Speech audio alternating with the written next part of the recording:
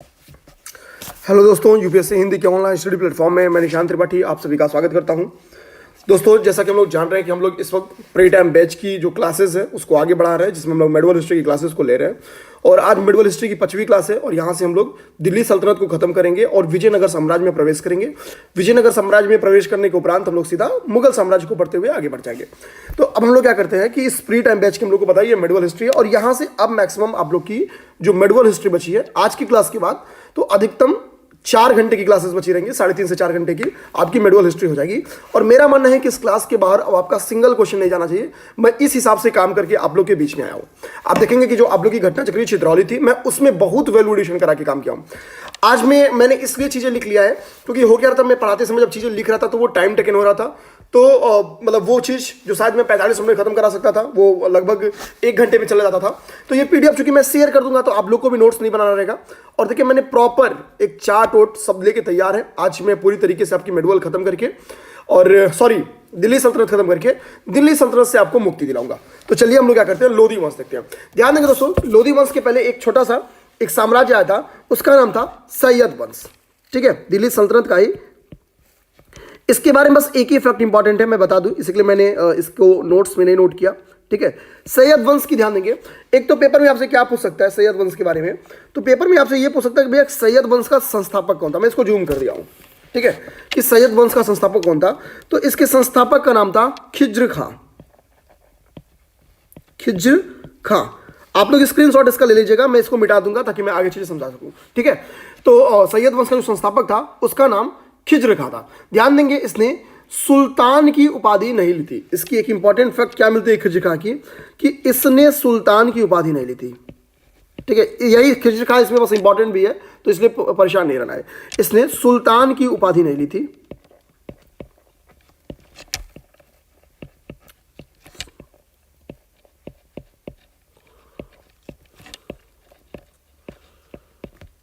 ठीक है, और इसने जो एक उपाधि ली थी वो उपाधि इंपॉर्टेंट है खिज्र खां के बारे में। मैं उसको यहाँ लिख देता हूँ, पेन को मैं थोड़ा छोटा कर लूंगा। चलिए आइए, तो इसकी जो एक उपाधि थी वो थी रैयत ए आला। तो अब पूछेगा कि दिल्ली सल्तनत की किस सुल्तान की उपाधि थी रैयत ए आला, तो ध्यान देंगे खिज्र खां की।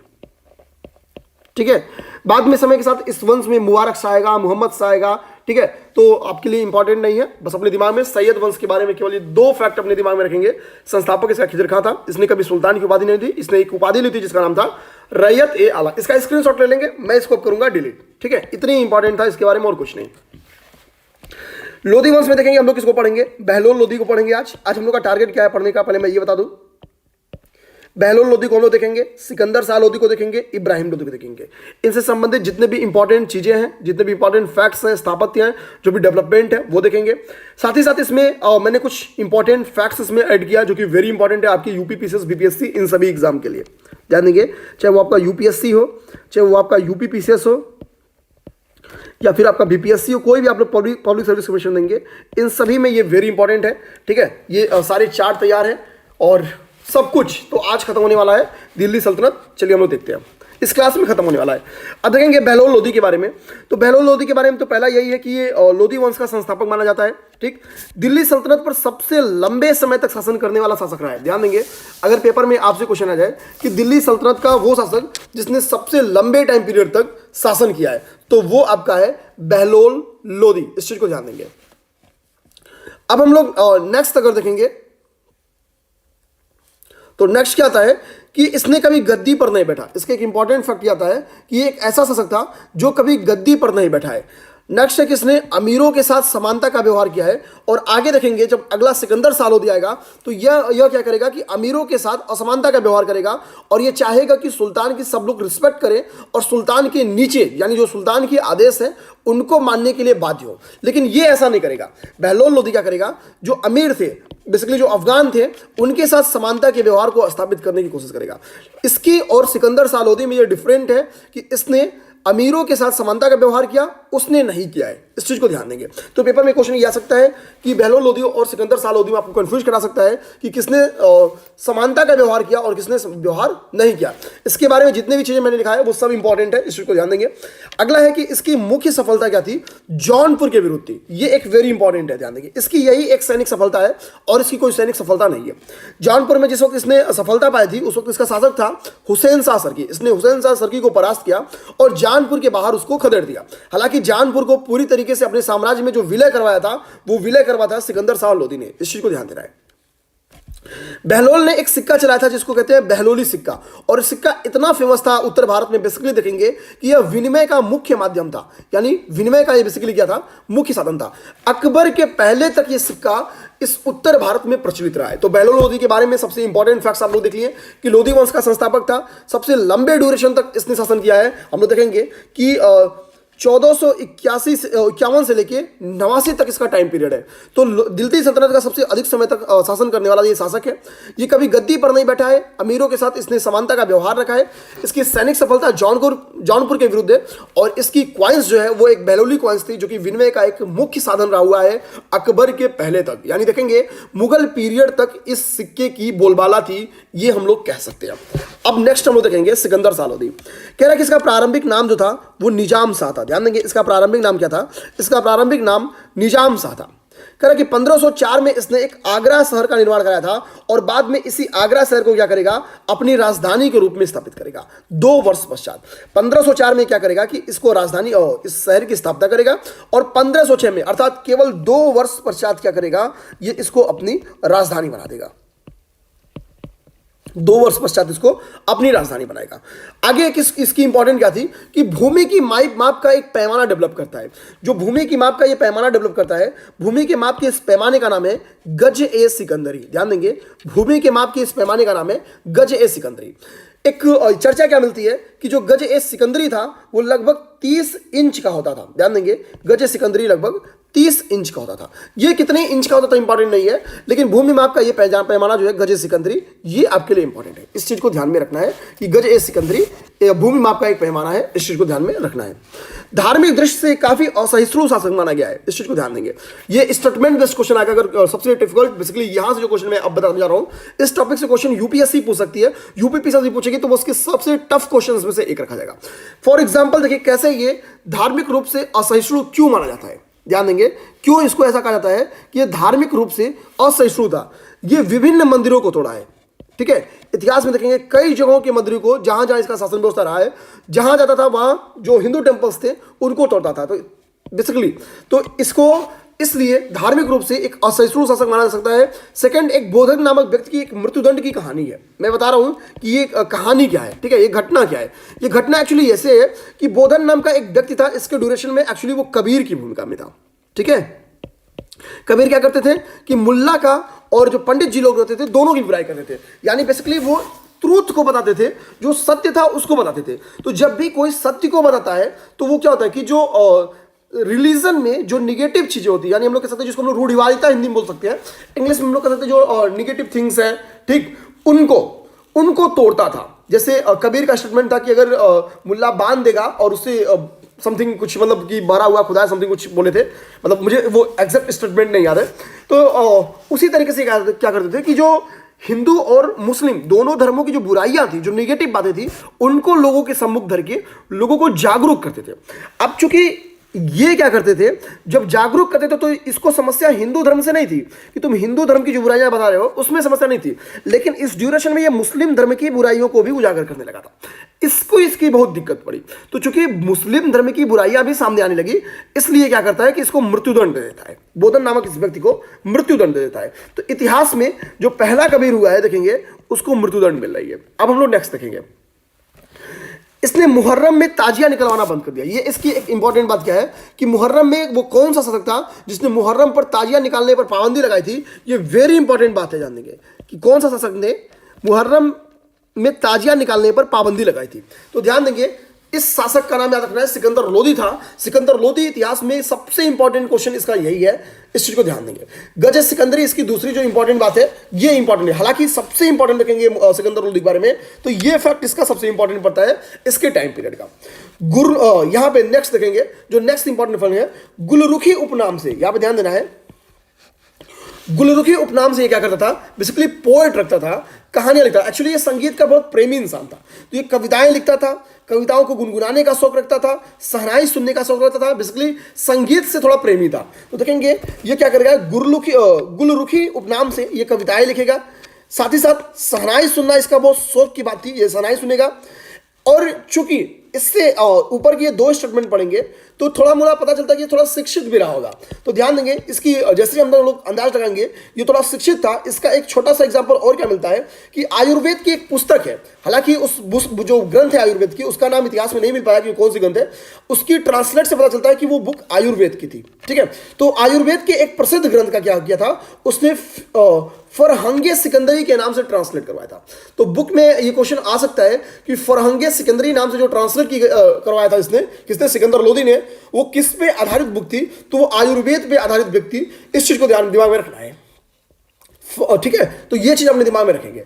अच्छा, अब हम लोग नेक्स्ट देखेंगे कि जब फरहंगे सिकंदरी का इसने अनुवाद करा था, ये पेपर आ सकता है, तो फारसी में अनुवाद कराया था, फारसी में इसका अनुवाद कराया था। ठीक है, स्पीड थोड़ी तेज है, आप लोग अब इतने सक्षम हो गए हैं कि अब मेरे से खुद को लिंक करा सके, इसलिए मैं, चूंकि अब तक मैं बहुत स्लो चल रहा था, तो मैं अब थोड़ी सी मेरी स्पीड पकड़नी मजबूरी है। अब देखेंगे नेक्स्ट क्या है, कह रहा कि गान विद्या के एक श्रेष्ठ ग्रंथ लज्जत ए सिकंदरी शाही, ध्यान देंगे, लज्जत ए सिकंदर शाही, ये बेसिकली क्या है कि गान विद्या का एक श्रेष्ठ ग्रंथ है, इसकी रचना इसी ने की थी। तो ये सब इसके बारे में फैक्ट्स है, मैं बस 30 सेकंड में फैक्ट दोहरा दूं। निजाम शाह इसका नाम था, आगरा शहर की इसने स्थापना की थी। गज ए सिकंदरी नाम का एक भूमि पैमाना था जिसको इसने स्थापित किया था। गुरलुखी उपनाम से ये कविताएं लिखता था। आयुर्वेद की एक बुक थी फरहंगे सिकंदरी, जिसको इसने ट्रांसलेट करवाया था फारसी में। लज्जत ए सिकंदर शाही नाम की एक बुक की इसने रचना की थी, जो कि बेसिकली गान के ऊपर बेस्ड थी। अब हम लोग नेक्स्ट इसका जो शासक है वो है इब्राहिम लोदी, 1517 से 1526 ड्यूरेशन में रहा है, उसको देखते हैं। इब्राहिम लोदी को देखिए दोस्तों, इब्राहिम लोदी के बारे में एक इंपॉर्टेंट फैक्ट क्या है, इसने अफगान सरदारों को नियंत्रित करने की कोशिश की। एक्चुअली क्या है देखेंगे, लोदी वंश में जब स्टार्ट होती है, लोदी वंश यानी जब बहलोल लोदी का ड्यूरेशन होता है, तो बहलोल लोदी अफगान के लोगों को बुलाता है, वो कहता है आओ भारत में बहुत मजा है, अकुत संपत्ति है, मिल बांट के खाएंगे, लूट के खाएंगे यहाँ पे। और कहता है कि एक फरिश्ता नाम का एक इतिहासकार मिलता है, वो कहता है कि इसके आह्वान के बाद टिड्डियों की भांति अफगान से लोग भारत आए थे।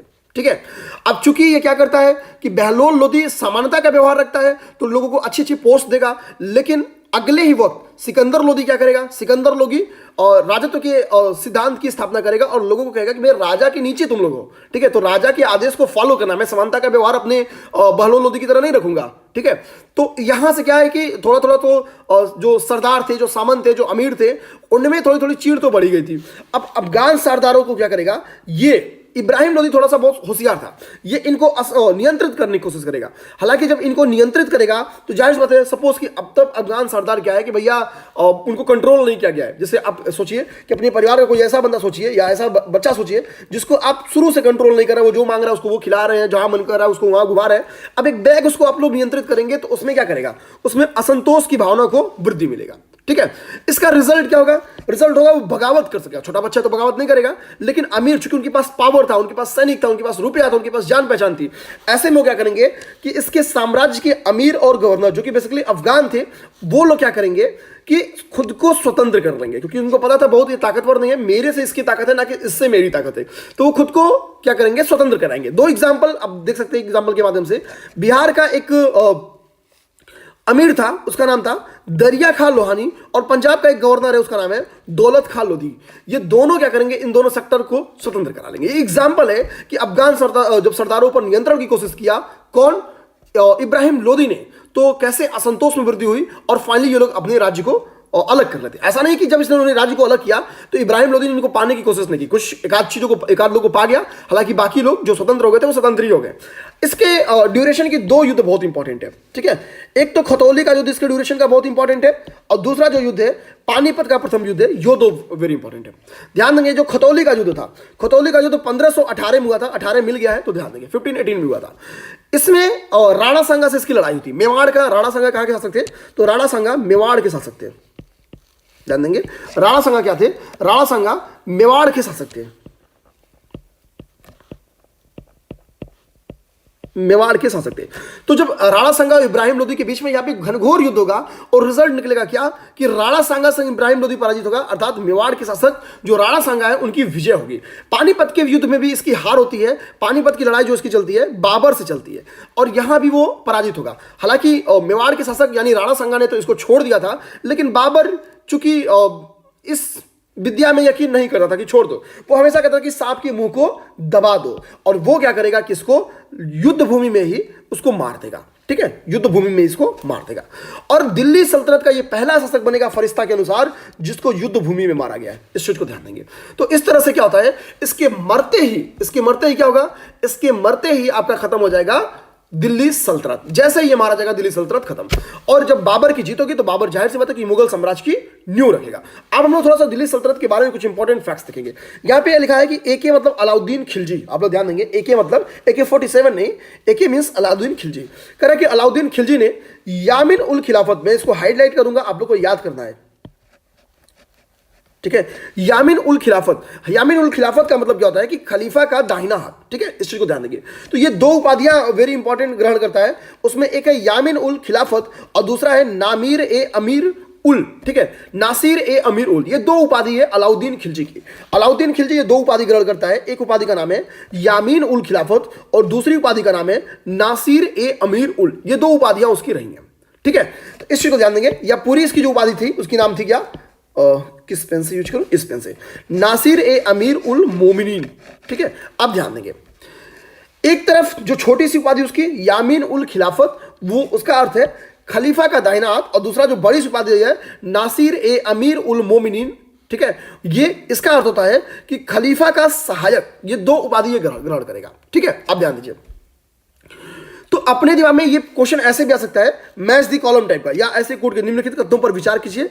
पॉइंट नंबर 1, अलाउद्दीन खिलजी ने जो यामीन उल खिलाफत का उपाधि धारण किया था उसका अर्थ था खलीफा का सहायक, ठीक है। हो सकता हो कि इसके जो अर्थ हैं उनको इंटरचेंज कर दे अपने में और स्टेटमेंट बेस्ड क्वेश्चन दे दे।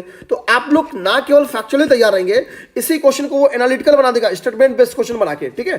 तो आप लोग को इस तरह से भी तैयार रहना है। मेरे कहने का मतलब कुल मिला जुला के ये है। तो एक आप लोग को याद रखना है यामीन उल खिलाफत, दूसरा नासिर ए अमीर उल मोमिनीन। इस चीज को ध्यान देंगे, ये दो वेरी इंपॉर्टेंट फैक्ट है। ये अलाउद्दीन खिलजी का था।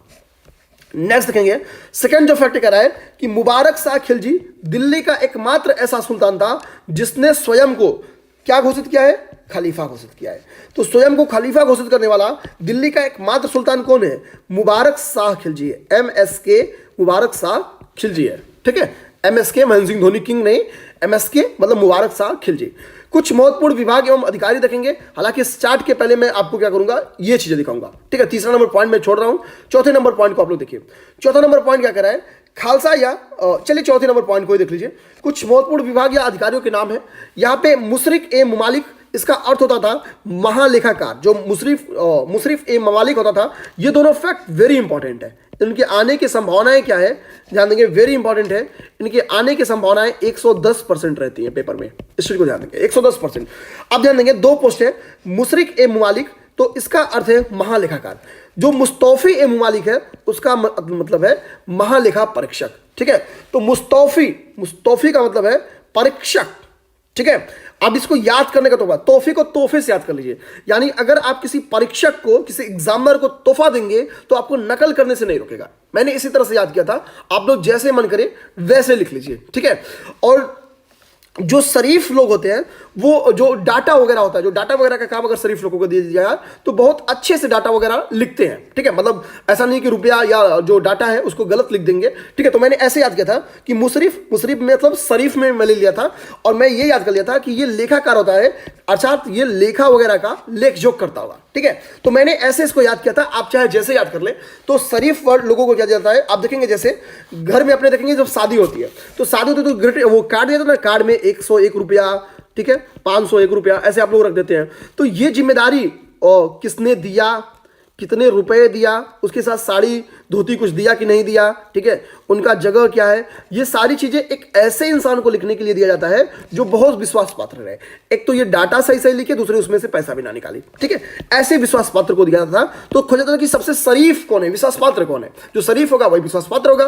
तो इसी के लिए इस पोस्ट का नाम देखेंगे, मैंने याद किया था, इसीलिए लिखा गया था या नहीं ये मैं नहीं जानता हूं, मैंने याद इसी तरह किया कि मुशरिफ महालेखाकार और मुस्तौफी, अगर हम लोग टीचर को तोहफा दे दें यानी घूस दे दें तो वो परीक्षक क्या हो जाएगा, खुश हो जाएगा। जैसे हाई स्कूल में आप सुनेंगे कि मेरे टीचर थे, मैं उनसे गणित जब पढ़ता था, वो कहते थे कि हम लोग को जब बुक में 150 की नोट मिल जाती तो मैं कोशिश करता हूँ कि 1-2 नंबर ज्यादा ही दे दूँ। ठीक है, वो कहते थे बहुत नंबर नहीं देता था, लेकिन अगर कोई फेल हो रहा है 2-3 नंबर से तो मैं कोशिश करता था कि उस दम पे उसको पास कर दूं। ठीक है, तो परीक्षक को हम लोग ने ऐसे याद किया था, मुस्तौफी से महालेखा परीक्षक को, आपको जैसे याद करना आप याद कर लेंगे। ठीक है, खजीन को खजांची वर्ड से याद करेंगे तो ये कोषाध्यक्ष होता था, आपको याद हो जाएगा। ठीक है, अब ध्यान देंगे, एक पोस्ट यहां पे लिखी हुई है, इस पोस्ट का नाम है दीवाने वकूफ। दीवाने वकूफ की जो पोस्ट है ये जलालुद्दीन खिलजी के द्वारा इसको लाई गई थी। ठीक है, ये जो दीवाने वकूफ नाम का जो विभाग है इसको जलालुद्दीन खिलजी के द्वारा लाई गई थी, और इसका काम क्या था कि व्यय के जो कागजात थे उनकी जांच करना।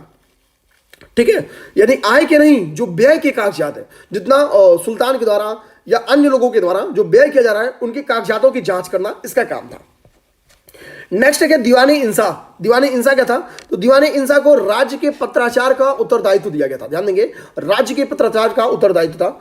अब नेक्स्ट है मुहासिब, करा यह न्याय विभाग था, यानी बेसिकली यह न्याय विभाग का सहायक था। इसका मुख्य क्या कार्य क्या था कि जो इस्लामी कानून है उनके उल्लंघन पर दृष्टि रखना। तो मुहासिब का मुख्य कार्य क्या था कि इस्लामी कानूनों के उल्लंघन को ध्यान में रखना ताकि इसका उल्लंघन ना हो पाए और उल्लंघन करने वाले को दंड दिया जा सके। तो मुहासिब का वर्क यह था। ठीक है, अमीर आखूर की एक पोस्ट थी, यह बेसिकली शाही, ये वेरी इंपॉर्टेंट फैक्ट है, वेरी इंपॉर्टेंट फैक्ट हम लोग लिख देते हैं। ठीक है, ये वेरी इंपॉर्टेंट फैक्ट है, ये अक्सर पेपर में आया हुआ है। तो ये शाही अस्तबल का प्रधान होता था, ये पेपर में आया हुआ क्वेश्चन है, कई बार आया हुआ है। तो शाही अस्तबल का ये प्रधान होता था। ठीक है, अब एक चीज ध्यान दीजिए, तो ये चीज आपकी खत्म हो गई। इसके बाद से यहाँ पे एक एंशियंट जो आपकी दिल्ली सल्तनत है, इसमें एक लैंड सुनने को मिलती है, खालसा या महरूशा भूमि। तो खालसा भूमि क्या होती थी, खालसा भूमि ध्यान देंगे यह वह भूमि होती थी जिसकी आय सुल्तान के लिए सुरक्षित रखी जाती है। यानी खालसा भूमि से जितनी भी इनकम आती थी उसका यूज सुल्तान करता था, बेसिकली सुल्तान के लिए इसको सुरक्षित रखा जाता था। नेक्स्ट फैक्ट क्या कर रहा है इसके बारे में, कह रहा है कि इन क्षेत्रों पर नियंत्रण सदैव ही सहना अमीर नामक या अमीर नामक अधिकारी के माध्यम से किया जाता था। तो इस क्षेत्र में जो कंट्रोल करता था वो या तो सहना करता था या तो अमीर करते थे, इस चीज को ध्यान देंगे। तो जो खालसा भूमि थी उसकी इनकम का जो यूज था बेसिकली वो कौन करता था, सुल्तान करता था। यानी सुल्तान के लिए वो जो उसकी इनकम थी उसको सुरक्षित रखी जाती थी। ठीक है, और इसकी जो इस क्षेत्र का जो बेसिकली इस भूमि का जो नियंत्रण करता था वो सहना या अमीर करता था।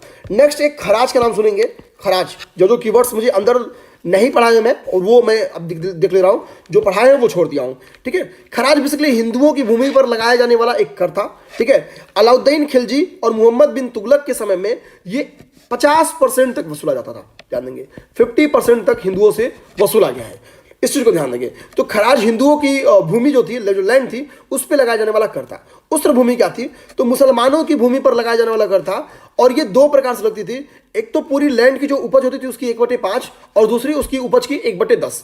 जो 1/5 करती, जो 1/10 करती, अर्थात जिसमें टैक्सेशन केवल 10% था, तो वो गैर सहायकी थी। अर्थात इसमें सिंचाई वगैरह का जो सहयोग था, सिंचाई सहयोग था, वो प्राकृतिक था, ना कि गवर्नमेंट के द्वारा सहयोग किया गया था, यानी दिल्ली सल्तनत के सुल्तानों के द्वारा सहयोग प्राप्ति के माध्यम से किया गया था।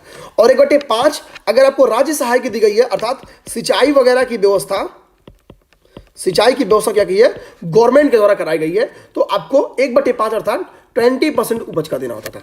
तो आप समझिए यहाँ पे आप 50% हिंदुओं से ले रहे हैं, ठीक है। दिल्ली सल्तनत चूंकि मुस्लिम ड्यूरेशन का पीरियड है, तो थोड़ा सा आपको यहाँ पे रिलीजियस पीरियड देखेगा भी कि भैया रिलीजियस डिसीजन लिए जा रहे हैं। आपको यहाँ से डिफरेंट समझ में आएगा, खराज और उस भूमि से डिफरेंट समझ में आएगा। जकात क्या होती थी, तो धनवान मुसलमान जो बहुत रिच, जाहिर सी बात है दिल्ली सल्तनत, तो दिल्ली सल्तनत टोटली मुसलमानों का, तो जाहिर सी बात है कि धनवान मुसलमान जो थे वो धनवान कौन होगा, मुसलमान ही होंगे उस ड्यूरेशन में, तो इनसे 2.5% की टैक्स लिया जाता था जो बहुत अमीर व्यक्ति होते थे, ठीक है। सुल्तान कहता भाई तुम बहुत ज्यादा कमा लियो, मेरे संरक्षण के कारण कमाए हो, सेना मेरी है और ट्रेड वगैरह मेरी वजह से बहुत शांति वगैरह से चल रहा है, ठीक है। तो एक काम करो तुम 2.5% दो, बहुत कमा लियो तुम लोग, ठीक। तो ये तो हो गया आपका वो कुछ इंपॉर्टेंट कीवर्ड्स, ये मैं क्या करूंगा आपको शेयर कर दूंगा, आप लोग इसको देख लीजिएगा। अच्छा अब मैं यहां पे देखिए सल्तनत काल की कुछ स्थापत्य कला को आप लोग देख लीजिए। इसके दो तरीके से देखिए आप लोग। पहला तरीका आपको यह देना चाहिए फैक्चुअली एकदम कि किसने बनवाया, ठीक है। पहला आपको तरीका इसके देखने को आना चाहिए कि किसने बनवाया, किसने बनवाया। दूसरा ऑर्डर, स्थापत्यों के ऑर्डर बेस्ड क्वेश्चन आने शुरू हो गए। तो आपको दिमाग में रखना है कि इनको हम लोग इसी ऑर्डर में कम से कम 5-6 स्थापत्य को याद कर लेंगे। आप लोग कैसे याद करेंगे ये सोच लेना है।